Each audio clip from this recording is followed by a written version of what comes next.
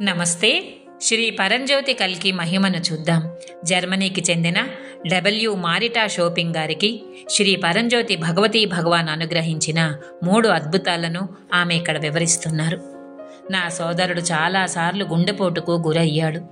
అతని గుండెకు రక్తాన్ని అందించే ధమనులలో 6 స్టంట్లు అమర్చాల్సి వచ్చింది.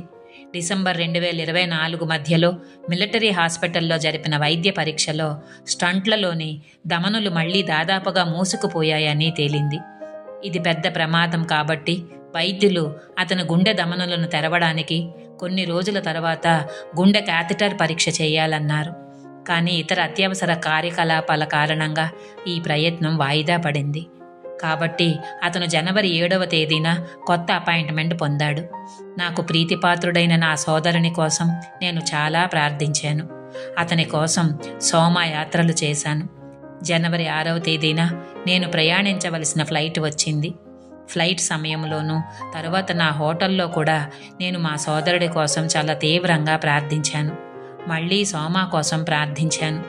అతని భయం పోగొట్టడానికి శ్రీ అమ్మను తనని తన దివ్య హస్తాలతో పట్టుకోమని వేడాను. నేను శ్రీ భగవానుని వారే ఈ ఆపరేషన్ చేయమని ప్రార్థించాను.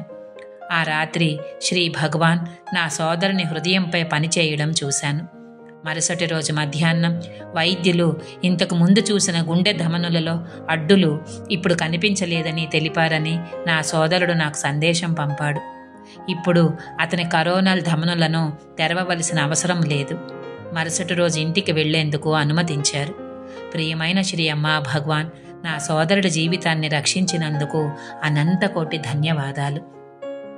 గత కొన్ని నెలలుగా నేను మెట్లు ఎక్కుతుండగా నా కుడి మోకాలు నొప్పిగా అనిపించింది.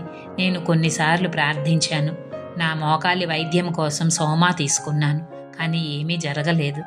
నేను నా సెలవులను బుక్ చేసుకున్న హోటల్లో చాలా మెట్లు ఉన్నాయని నాకు తెలుసు. నేను నా సూట్ కేసును తీసుకుని సెలవులకు బయలుదేరడానికి నా ఫ్లైట్ ఎక్కినప్పుడు నా మోకాలు ఇంకా నొప్పిగానే ఉంది. కానీ నేను హోటల్కి చేరుకోగానే నా మోకాలు నొప్పి పూర్తిగా నయమైపోయింది. నేను అన్ని మెట్లు ఎక్కగలిగాను. ఏ మాత్రమూ నొప్పి అనిపించలేదు. నా ప్రియమైన శ్రీ పరంజ్యోతి భగవతీ భగవాన్, నా మోకాలి నొప్పిని పూర్తిగా నయం చేసిన మీకు చాలా కృతజ్ఞురాలిని. మరి ఇప్పుడు 3వ అద్భుతం. నవంబర్ చివరలో శ్రీ భగవాన్ మన గతాన్ని శుద్ధి చేస్తామని చెప్పారు. మొదట్లో అది విని సంతోషించాను. కానీ 2 గంటల తర్వాత నాలో భయంకరమైన ఒంటరితనం ఏర్పడింది. ఇది దాదాపు 4 వారాల పాటు నన్ను వేధించింది.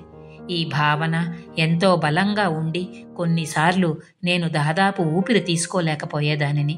నేను ఒంటరిగా చాలా బాధపడ్డాను. కొన్నిసార్లు ఆమె గురించి ఆలోచించకుండానే నేను మా అమ్మ పేరును పిలవడం విన్నాను. ఇది ఎలాంటి ముందస్తు ఆలోచన లేకుండా జరిగేది. క్రిస్మస్ తర్వాత ఒంటరితనం అదృశ్యమైంది. ఆనందము, అంతర్గత శాంతి నాకు తిరిగి వచ్చింది. శ్రీ పరంజ్యోతి భగవతీ భగవాన్ నుండి మాకు లభించిన అన్ని బహుమతులకు నేను చాలా కృతజ్ఞురాలని. ఈ కష్ట సమయాల్లో వారు మాతో ఉండటం చాలా గొప్ప విశేషం. మమ్మల్ని నడిపించినందుకు, మాతో ఉన్నందుకు అంతులేని ధన్యవాదాలు. ఏమి బహుమతి భగవాన్! అద్భుతమైన బహుమానమిది.